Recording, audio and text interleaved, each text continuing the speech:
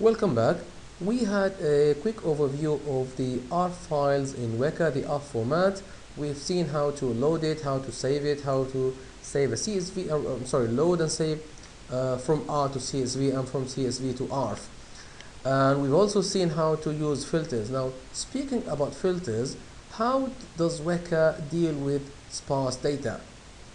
I'm sure you know what sparse data is. Sparse data is when you have data values, when you have lots of data values of value 0, lots of data points or entries of value 0. So for example, if you have lots of columns or lots of attributes and most of the data is zeros, then that's called a sparse data or sparse data set.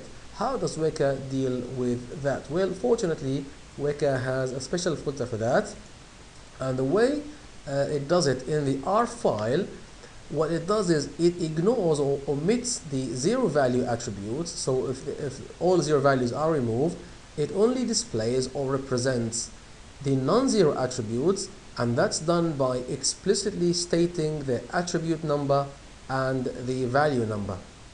So we only state the non-zero attributes, we only explicitly state the attribute number, i.e. the index, and the actual value. So if you look at this line here, this is an example instance from a small sparse data. So if you look at these values, now all these columns, ones and zeros, that's the first attribute, second, and so on and so forth. There's 10 of them, and number 11 is the class. So if that data set is quite large, if we have thousands of columns, and that can happen actually, that exists in reality, there are many large data sets with thousands of columns, and they're quite sparse usually. What we can do is we can reduce the size and make it more efficient, and use Weka's much more efficient representation. So what it does is, if you look at that line, this is how it's represented.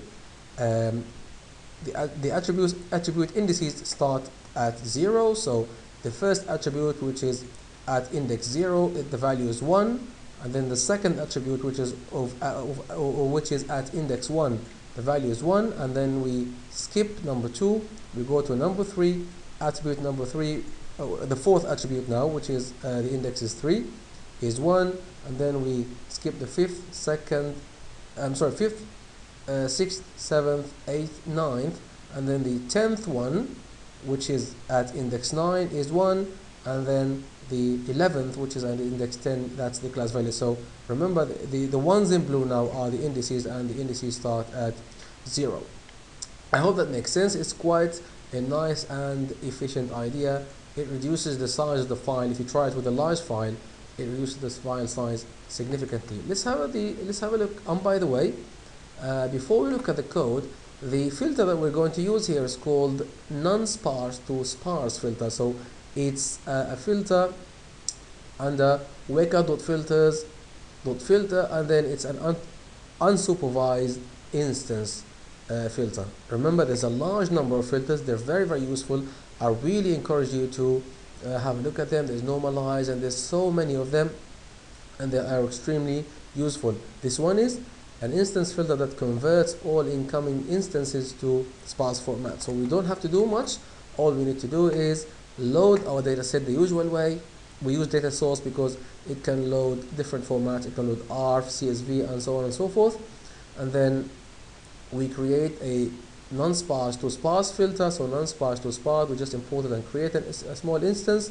We set the input format which data set is going to use, and then this is just repeated. There's no need, so let me just remove this. So specify the data set, and then we just apply the filter. Instances new data equals filter.useFilter. We pass the data set now, and we pass the actual filter we've created, which is here non-sparse to sparse. We just apply it by using useFilter, and then we just save it using the ARFF saver. Now let me save this. We've seen how to use a filter before. Where is the class that we have explained before? Yeah, there's one called attribute filter. We've seen this before, and this is actually quite similar. Now, the actual data set that I have, I've created it manually, so it has 10 attributes, and they're all binary, so ones or zeros.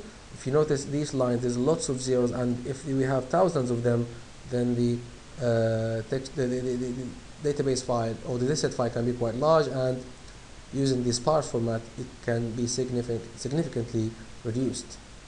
Now 10 columns of attributes, and the 11th column is the class. Let me run this. It will be saved in Weka sparse format, so let me run. It has executed, and let me open that file. So I've saved this on my desktop. Of course, I've named it qdb3.arf, as you can see here, qdb.arf. Open it, and then I'll show you my text editor. This is the sparse format. Now, the way I've explained it before, it has the exact same header and the exact listing of attributes, but the data looks different. As we mentioned before, it only explicitly shows the non-zero values, and it shows their indices. I hope this makes sense. It's quite easy, but this can be really, really helpful. Thank you very much for watching, and I'll see you next time.